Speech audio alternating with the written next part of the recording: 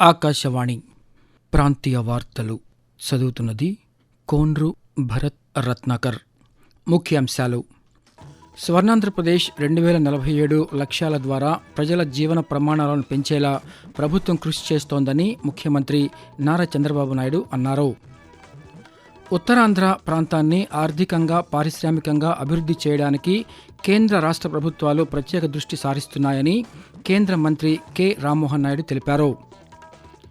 రాష్ట్రంలో కానిస్టేబుల్ ఉద్యోగాలకు ఎంపికైన అభ్యర్థులకు శిక్షణా కార్యక్రమాన్ని ముఖ్యమంత్రి నారా చంద్రబాబు నాయుడు ఈరోజు లాంఛనంగా ప్రారంభిస్తారు. రాష్ట్రంలో రహదారులను జనవరి నెలాఖరు నాటికి గుంతల రహితంగా తీర్చిదిద్దుతామని రహదారులు, భవనాల శాఖ మంత్రి బీసీ జనార్దన్ రెడ్డి పేర్కొన్నారు. వీబీజీ రామ్జీ బిల్లు 2025ను కేంద్ర గ్రామీణాభివృద్ధి శాఖ మంత్రి శివరాజ్ సింగ్ చౌహాన్ లోక్సభలో ఈరోజు ప్రవేశపెట్టారు.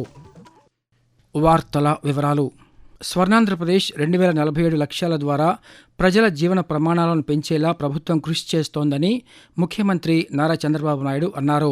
గేట్స్ ఫౌండేషన్తో కలిసి రాష్ట్ర ప్రభుత్వం అమలు చేస్తోన్న వివిధ ఆరోగ్య ప్రాజెక్టులపై ముఖ్యమంత్రి సమీక్ష నిర్వహించారు. అలాగే ప్రజారోగ్య నిర్వహణకు జాతీయ, అంతర్జాతీయ స్థాయిలో వైద్య సేవలందించేలా అత్యున్నత స్థాయి సలహా బృందంతో అమరావతి నుంచి దృశ్య మాధ్యమ విధానంలో సమావేశమయ్యారు. ఈ సందర్భంగా ముఖ్యమంత్రి మాట్లాడుతూ వైద్య రంగంలో మౌలిక సదుపాయాల కల్పన మరింత పెరగాలన్నారు. వైద్య రంగంలో వివిధ ప్రమాణాలను అందుకునేలా ప్రపంచ ఆరోగ్య సంస్థ నిర్దేశించిన సూచనలను అమలు చేస్తున్నామని తెలిపారు. ఉత్తరాంధ్ర ప్రాంతాన్ని ఆర్థికంగా, పారిశ్రామికంగా అభివృద్ధి చేయడానికి కేంద్ర రాష్ట్ర ప్రభుత్వాలు ప్రత్యేక దృష్టి సారిస్తున్నాయని కేంద్ర పౌర విమానయాన శాఖ మంత్రి కె రామ్మోహన్ నాయుడు తెలిపారు. విజయనగరం జిల్లా భోగాపురంలో ఎడ్యుసిటీ ప్రాజెక్టు ప్రారంభోత్సవ కార్యక్రమంలో గోవా గవర్నర్ అశోక్ గజపతిరాజు, మంత్రి నారా లోకేష్తో కలిసి ఆయన ఈరోజు పాల్గొన్నారు.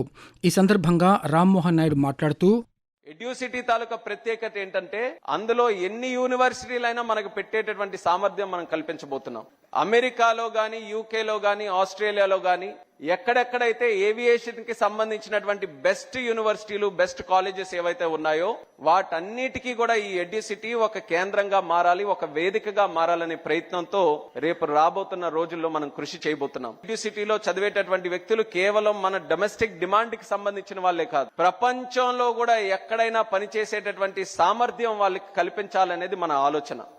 అనంతరం మంత్రి నారా లోకేష్ మాట్లాడుతూ రాష్ట్రంలో అన్ని ప్రాంతాల అభివృద్ధికి అనుగుణంగా ప్రణాళికలు రూపొందిస్తున్నామని చెప్పారు. ఏలూరు జిల్లాలో పర్యాటక శాఖ మంత్రి కందుల దుర్గేష్ ఈరోజు పర్యటించారు. ఇందులో భాగంగా ఏలూరు రామకోటి ప్రాంతంలో పురావస్తు శాఖ ఆధ్వర్యంలో నిర్మించిన జిల్లా పురావస్తు ప్రదర్శనశాలను మంత్రి ప్రారంభించి పురావస్తు శాఖ సేకరించిన ప్రాచీన శిలలు, పాత్రలు, కళాఖండాలు పరిశీలించారు. అనంతరం మంత్రి మాట్లాడుతూ మ్యూజియాల ఏర్పాటు ద్వారా వారసత్వ సంపదను భావితరాలకు అందించవచ్చని అన్నారు. పురావస్తు ప్రదర్శనశాలలను అభివృద్ధి చేయడానికి రాష్ట్ర ప్రభుత్వం కొత్త భవనాలు నిర్మించడం, అంతర్జాతీయ ప్రమాణాలతో పురాతన వస్తువులను ప్రదర్శించడం వంటి చర్యలు చేపట్టిందని మంత్రి తెలిపారు. రాష్ట్రపతి ద్రౌపది ముర్ము రేపు తిరుపతికి రానున్నారు. ఉదయం మైసూరు నుంచి తిరుపతి అంతర్జాతీయ విమానాశ్రయం చేరుకొని హెలికాప్టర్లో తమిళనాడు రాష్ట్రం వేలూరులోని గోల్డెన్ టెంపుల్ను రాష్ట్రపతి దర్శించుకుంటారని జిల్లా కలెక్టర్ ఎస్ వెంకటేశ్వర్ ఒక ప్రకటనలో తెలిపారు. రాష్ట్రపతి ద్రౌపది ముర్ముకు గవర్నర్ ఎస్ అబ్దుల్ నజీర్ స్వాగతం పలకనున్నారని, దర్శనానంతరం మధ్యాహ్నం తిరుపతి విమానాశ్రయం చేరుకొని ప్రత్యేక విమానంలో హైదరాబాద్కు రాష్ట్రపతి బయలుదేరి వెళ్లనున్నట్లు జిల్లా కలెక్టర్ తెలిపారు. గవర్నర్, రాష్ట్రపతి పర్యటన నేపథ్యంలో అన్ని ఏర్పాట్లు చేపట్టామని జిల్లా కలెక్టర్ పేర్కొన్నారు. రాష్ట్రంలో కానిస్టేబుల్ ఉద్యోగాలకు ఎంపికైన అభ్యర్థులకు శిక్షణా కార్యక్రమాన్ని ముఖ్యమంత్రి నారా చంద్రబాబు నాయుడు ఈరోజు లాంఛనంగా ప్రారంభిస్తారు. గుంటూరు జిల్లా మంగళగిరి బెటాలియన్లోని పెరేడ్ గ్రౌండ్లో జరిగే కార్యక్రమంలో సాయంత్రం ముఖ్యమంత్రి పాల్గొని రాష్ట్ర వ్యాప్తంగా కానిస్టేబుళ్లుగా ఎంపికైన అభ్యర్థులకు నియామక పత్రాలను అందజేస్తారు. అనంతరం వారిని ఉద్దేశించి ప్రసంగిస్తారు. ముఖ్యమంత్రి పర్యటనకు సంబంధించి అధికారులు అన్ని ఏర్పాట్లు చేశారు. ఇక కానిస్టేబుల్ ఉద్యోగాలకు ఎంపికైన అభ్యర్థులకు ఈ నెల 22 నుంచి 9 నెలల పాటు శిక్షణ మొదలు కానుంది. ఆకాశవాణి ప్రాంతీయ వార్తలు వింటున్నారు. రాష్ట్రంలో రహదారులను జనవరి నెలాఖరు నాటికి గుంతల రహితంగా తీర్చిదిద్దుతామని రహదారులు భవనాల శాఖ మంత్రి బీసీ జనార్దన్ రెడ్డి పేర్కొన్నారు. అన్నమయ్య జిల్లాలో రహదారుల పనుల పురోగతిపై మదనపల్లిలో ఉన్నతాధికారులతో మంత్రి నిన్న సమీక్షా సమావేశాన్ని నిర్వహించారు. అనంతరం ఆయన పాత్రికేయులతో మాట్లాడుతూ రాష్ట్రంలో నూతనంగా మరో 200 కోట్ల రూపాయలతో రోడ్ల అభివృద్ధికి టెండర్లు పిలవనున్నామని తెలిపారు. అన్నమయ్య జిల్లాలోని 7 నియోజకవర్గాలకు సంబంధించి 2721 కిలోమీటర్ల రహదారుల పనులు జరుగుతున్నాయని మంత్రి పేర్కొంటూ అన్నమయ్య జిల్లాలో ఉన్నటువంటి 7 నియోజకవర్గాలకు సంబంధించి మొత్తం 2721 కిలోమీటర్లకు రహదారులన్నీ కూడా అటు పార్ట్ హోల్స్ కానీ మెయింటెనెన్స్ చేయడం జరుగుతూ ఉంది. వాటిలో భాగంగా ఇప్పటికే చాలా వరకు కూడా కంప్లీట్ చేశాము. ఇప్పటి వరకు ఈ జిల్లాకు శాంక్షన్ చేసినటువంటి వర్కులు 123 కోట్ల రూపాయలు శాంక్షన్ చేయడం జరిగింది. 2148 కిలోమీటర్లకు 123 కోట్ల రూపాయలు చేయడం జరిగింది. పార్లమెంట్ శీతాకాల సమావేశాల్లో భాగంగా వికసిత్ భారత్ రోజ్గార్ ఆజీవికా హామీ మిషన్ గ్రామీణ బిల్లు 2025 విబీజీ రామ్జీను కేంద్ర గ్రామీణాభివృద్ధి శాఖ మంత్రి శివరాజ్ సింగ్ చౌహాన్ ఈరోజు లోక్సభలో ప్రవేశపెట్టారు. ఈ సందర్భంగా ఆయన మాట్లాడుతూ 20 ఏళ్ల నాటి మహాత్మా గాంధీ జాతీయ గ్రామీణ ఉపాధి హామీ చట్టం 2005 ఎంజీ నరేగా స్థానంలో ఈ బిల్లు ప్రవేశపెడుతున్నట్లు తెలిపారు. కొత్త బిల్లు ప్రాధాన్యతా రంగాల ద్వారా ఉపాధి, స్థిరమైన గ్రామీణ మౌలిక సదుపాయాలను సృష్టించడం లక్ష్యంగా పెట్టుకుందని పేర్కొన్నారు.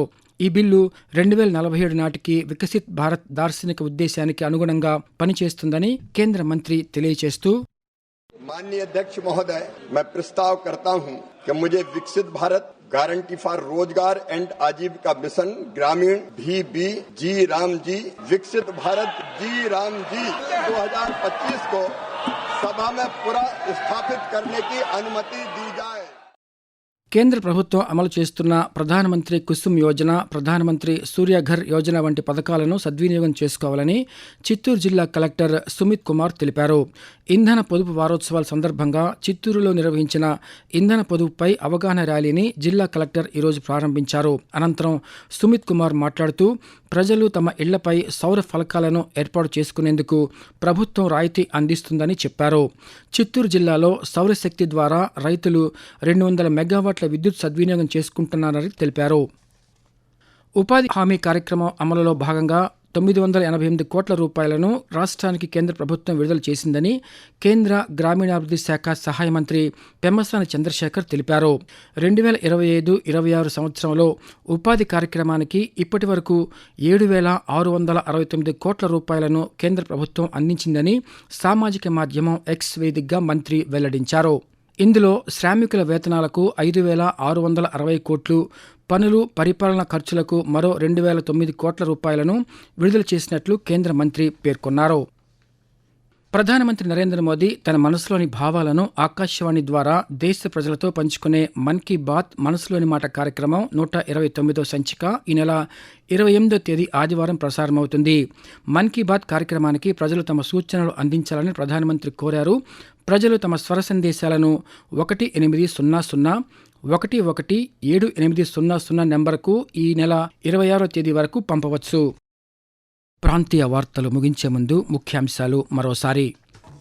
స్వర్ణాంధ్రప్రదేశ్ 2047 లక్ష్యాల ద్వారా ప్రజల జీవన ప్రమాణాలను పెంచేలా ప్రభుత్వం కృషి చేస్తోందని ముఖ్యమంత్రి నారా చంద్రబాబు నాయుడు అన్నారు.